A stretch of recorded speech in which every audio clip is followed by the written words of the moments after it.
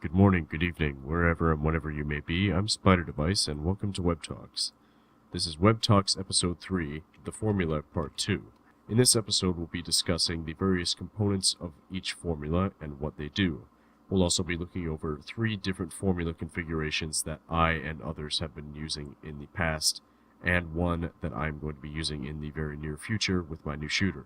First off, I'd like to apologize for not posting a video on the last scheduled date. I did have some midterms and some projects that I did have to do, but now I'm able to finally return to the video every 2 weeks schedule.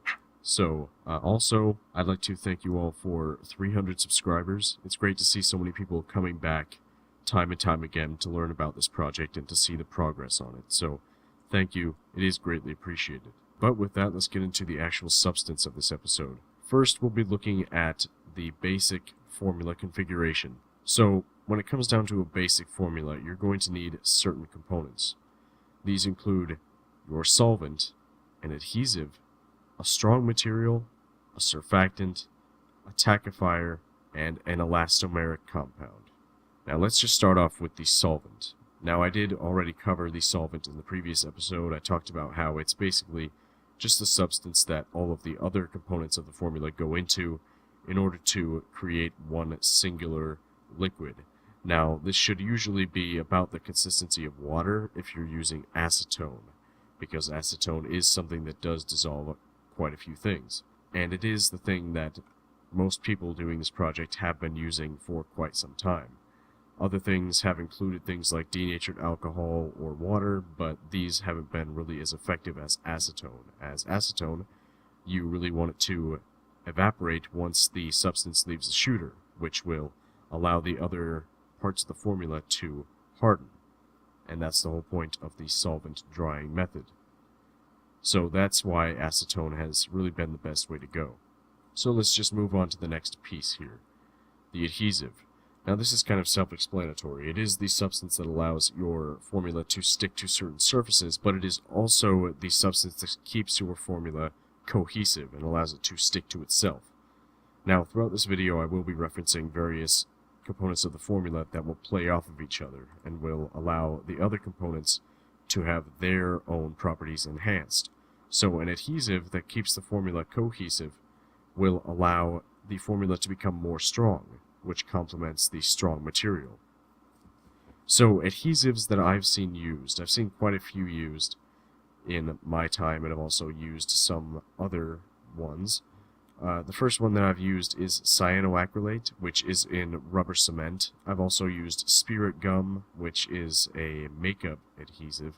And I've also used just various glues and other sorts of rubber cement type things in order to try and keep the formula as cohesive and adhesive as possible. But the one that I've seen used the most is probably just normal Elmer's glue, because it does actually have the viability of being able to be bought in a fairly cheap and reliable fashion, and also has some elastic properties as well. So that is one that I've seen used over and over.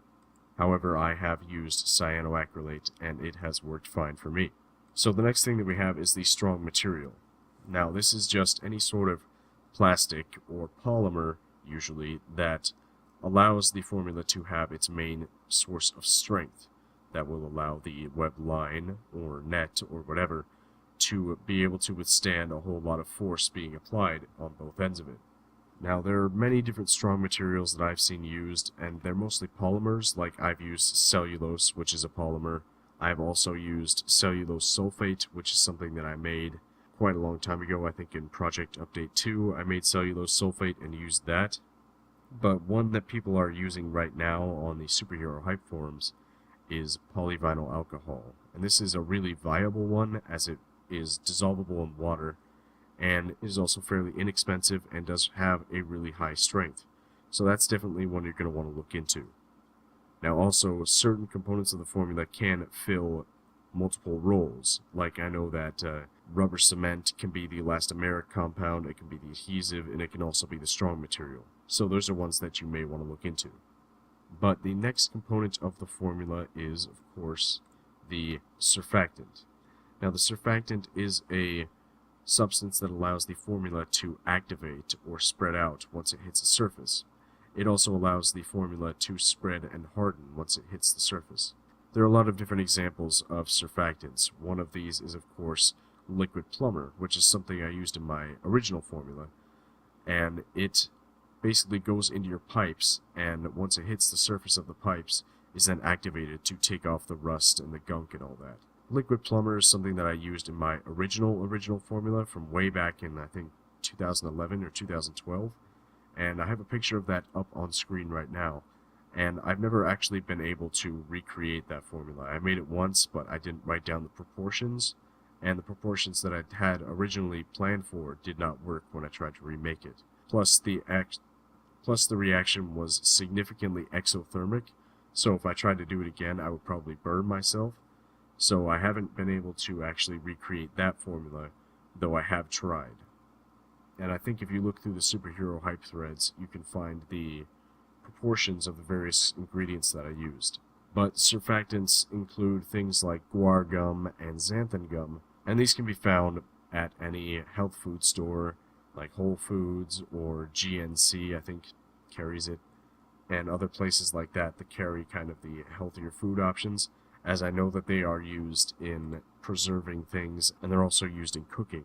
So those two gums, xanthan and guar gum, are something you may want to look into, as well as the liquid plumber. But liquid plumber is kind of dangerous, so I wouldn't really recommend using that without some kind of supervision or without knowing what you're doing. So of course, on to the next ingredient. The next ingredient is a tackifier. Now, if you've ever read the Ultimate Spider-Man comics, you'll see that he says something like, I have to make my formula tacky, but just tacky enough. And what he's referring to is the outer surface of the web. And that basically just means that the tackifier is something that keeps the formula cohesive and encased and allows the formula to be grabbed onto without you slipping off. It just makes it sort of sticky on the outside so you can grab onto it. Now, there are things like tacky glues or certain resins that you can buy at craft stores that will work as good tackifiers, but the one that I've used mostly is spackle, which is a substance that is used to fill in holes on walls. So if you can find spackle or anything along those lines, that would work as a very good tackifier. But this is one component that I've been kind of shaky on. It's not one that I've really, had any use for, because I haven't been really looking to form a line. I've mostly been looking to form kind of a spray. But the tackifier is something you're going to want to look into, and it is something that is kind of useful if you're going to be doing any sort of pulling of objects with the web. So finally we have the elastomeric compound. Now, an elastomeric compound, or elastomer, is simply a polymer that is able to be stressed. Now, the one downside of this is, think about something like a rubber band. A rubber band is made out of an elastomer, and as you stretch this elastomer, this rubber band, it gets harder and harder to stretch, and then eventually it will just break. Now, that has to do with the fact that elastomers actually crystallize when enough stress is put on them, because once you have an unstressed polymer, once you stress it enough and pull those polymer strands out to their full capacity, they are of course going to break, and the bonds between each polymer strand are going to break. So that's why rubber bands and stuff like that don't really last if you pull on them too much. But that is why we have things like the adhesive and the strong material, which are able to complement the elastomer and allow it to basically have better strength through the strong material and adhesive and things like that. So once again, we'll just take a look at the various components: the solvent, the adhesive, the strong material, the surfactant, the tackifier, and the elastomer. And those are the basic components that will go into a basic formula. Now, there have been two other formula configurations that I've used. So my first formula that I made kind of by myself was the micromembrane. And I'm not sure if I've mentioned this before, but it is a certain formula that I kind of modified off of the original formula configuration. So it has a core web fluid, which is kind of a spray sort of stuff. It's the liquid stuff that's supposed to spread out over this surface and allow it to have a greater surface area for pulling on a strand or for covering some surface. but it also has the membrane, which is the kind of the main part of this formula. So the whole point of the formula is to have the inner formula and the outer formula. The inner formula is able to be set free once the micromembrane hits a surface, because once the micromembrane hits a surface, it's going to break, because it is micro, as in a very thin membrane. So basically, once you shoot the line out, or you shoot out the spray, it's going to come out in a solid type configuration, and then hit the surface and spread out, and basically explode once the membrane breaks. Now, the elastomeric compound that I used was liquid plumber and spackle together, which kind of made this rubbery substance, and that was kind of the thing that I decided to use. Now, there's another new component to this formula called the elastomer modifier, and this is kind of what I was saying with the different components complementing one another, and this was basically something that was meant to only be something to complement the elastomer so that the crystallization of it didn't affect it as much as it would have normally. And what I used was a rubber sealant and rubber cement mix. For the tackifier, I used the spackle and water and rubber cement mix that I had been using before. For the solvent, I used acetone, and for the membrane, I used another formula configuration within itself, the elastyrene, that one of the other members of the project, White Widow, had created, which is simply just some styrofoam as well as some elastic compounds in acetone. So those mixed together would form the membrane, which would break once it hit the surface. Now, feel free to experiment with this formula configuration. It's not actually something that I've gotten around to using, though I was originally going to use it with my WDM 2.6, which is the shooter that you've seen in many videos. But I never did actually get around to using it due to the tank that I had to attach, rather than the regular canister that I wanted to have before. But there is actually one more formula configuration that specifically I made designing my new shooter. Now, my new shooter has 2 pressure vessels on it. I haven't said much about WDM 3.0, but one thing I can say is that it has 2 pressure vessels. And this is because of the new formula configuration I've come up with.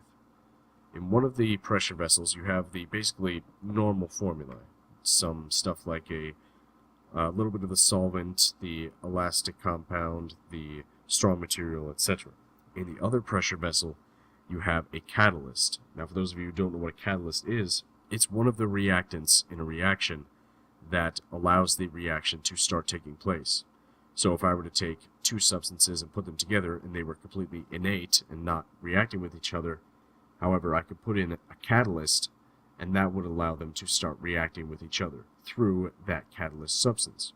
So the whole point here is to basically have the 2 formulas go into the spinneret at the same time from different pressure vessels. Once they are in the spinneret, they will be agitated and mix around together, which will start the reaction. Then once they come out of the spinneret, the formula actually has a shear thinning capability, so that will make the formula a little bit more simplistic for coming out of the shooter, and then at that point it will proceed to harden.